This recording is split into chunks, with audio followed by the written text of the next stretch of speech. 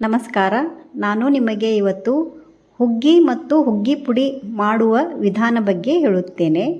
ಮೊದಲು ಹುಗ್ಗಿ ಪುಡಿಗೆ ಬೇಕಾಗುವ ಸಾಮಗ್ರಿಗಳು: ಮೆಣಸು, ಜೀರಿಗೆ, ಲವಂಗ 4-5 ಲವಂಗ, ಕೊಬ್ಬರಿ ಮತ್ತು ಸ್ವಲ್ಪ ಜಾಜಿಕಾಯಿ. ನೀವು ಎಷ್ಟು ಮಾಡುತ್ತೀರಿ ಅಷ್ಟೇ ತಗೊಳ್ಳಿ. ಆಮೇಲೆ ಮೆಣಸು ಮತ್ತು ಕೊಬ್ಬರಿಯನ್ನು ಚೆನ್ನಾಗಿ ಹುರಿಯಬೇಕು.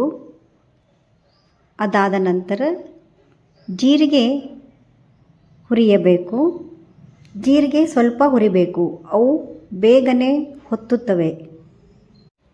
ಅದರಲ್ಲಿಯೇ ಜಾಜಿಕಾಯಿ ಹಾಕಿ ಹುರಿಯಬೇಕು, ಲವಂಗ ಕೂಡ. ಎಲ್ಲವೂ ಸ್ವಲ್ಪ ಹುರಿಯಬೇಕು. ಎಲ್ಲವೂ ತುಪ್ಪದಲ್ಲೇ ಹುರಿಯಬೇಕು.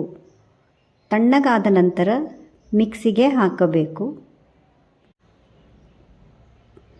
ಹೀಗೆ ಪುಡಿಯಾಗುತ್ತದೆ. ಪುಡಿಯಾದ ನಂತರ ಒಂದು ಬೌಲ್ನಲ್ಲಿ ತೆಗೆದು ಇಟ್ಟುಕೊಳ್ಳಬೇಕು. ಈಗ ಹುಗ್ಗಿ ಮಾಡುವ ವಿಧಾನ ನೋಡೋಣ. ಹುಗ್ಗಿ ಮತ್ತು ಗೊಜ್ಜು. ಮೊದಲು ಹುಗ್ಗಿಗೆ ಬೇಕಾಗುವ ಸಾಮಗ್ರಿಗಳು: ಅಕ್ಕಿ ಮತ್ತು ಹೆಸರುಬೇಳೆ.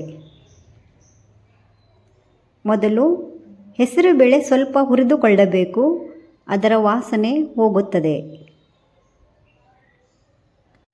ಆಮೇಲೆ ಎರಡನ್ನು ಚೆನ್ನಾಗಿ ತೊಳೆದು ಸ್ವಲ್ಪ ನೀರು ಹಾಕಿ ಇಡಬೇಕು.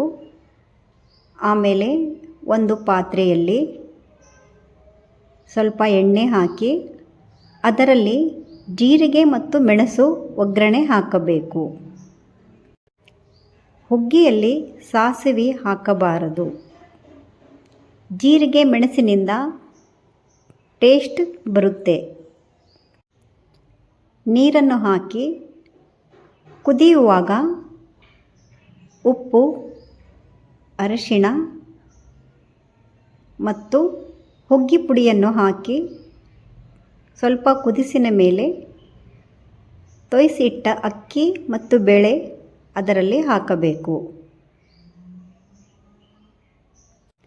ನಿಮಗೆ ಖಾರ ಬೇಕಾದರೆ ಸ್ವಲ್ಪ ಖಾರ ಪುಡಿ ಹಾಕಬಹುದು. ಇಲ್ಲದಿದ್ದರೆ ಮೆಣಸಿನಲ್ಲಿ ಖಾರವಿರುತ್ತೆ ಮತ್ತು ಲವಂಗ ಕೂಡ ಸ್ವಲ್ಪ ಖಾರವಿರುತ್ತೆ.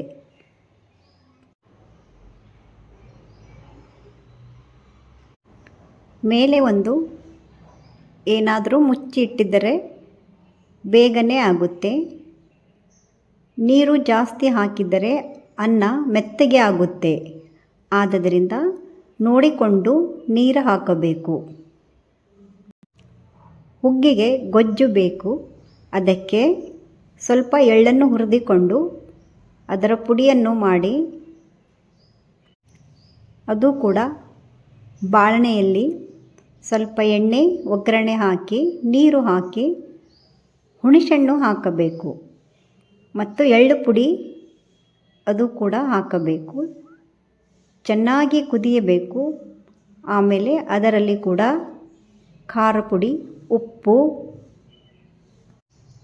ಬೆಲ್ಲ, ಹುಣಸೆಹಣ್ಣು ಬೆಲ್ಲ ಎರಡೂ ಹಾಕಬೇಕು. ಸಿಹಿ ಜಾಸ್ತಿ ಬೇಕಾದವರು ಸ್ವಲ್ಪ ಬೆಲ್ಲ ಜಾಸ್ತಿ ಹಾಕ್ಕೊಳ್ಳಬೇಕು. ಹುಗ್ಗಿಯನ್ನು ಜಾಸ್ತಿ ತಿರುಗಿಸಬಾರದು, ಇಲ್ಲದಿದ್ದರೆ ಹುಗ್ಗಿ ತುಂಬ ಮೆತ್ತಗೆ ಆಗುತ್ತೆ. ಇದು ಹುಗ್ಗಿ ಮತ್ತು ಗೊಜ್ಜು ರೆಡಿ ಇದೆ.